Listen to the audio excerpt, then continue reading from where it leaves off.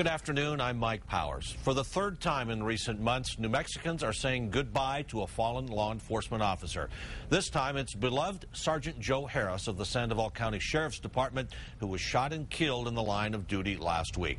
His funeral is going on right now at the Santa Ana Star Center in Rio Rancho. News 13's Caitlin McCarthy is there with more. Caitlin?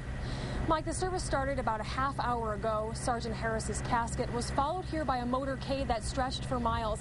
Inside the auditorium behind me, hundreds of people are inside paying their respects to the late sergeant. When Sergeant Harris's casket was brought here, he was given a hero's welcoming.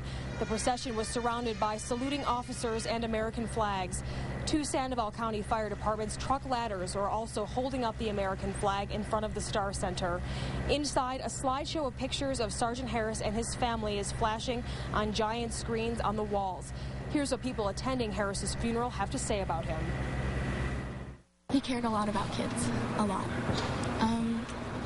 He talked about his family a lot, his job. He had a great smile. He was our DARE officer.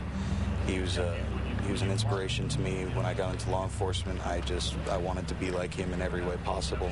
Beautiful heart, always a giving individual, was always the kind of person that looked to help other people.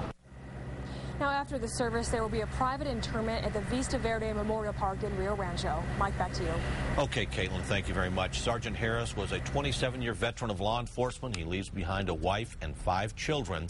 We'll have much more on his funeral service at 4 and 5:30 today.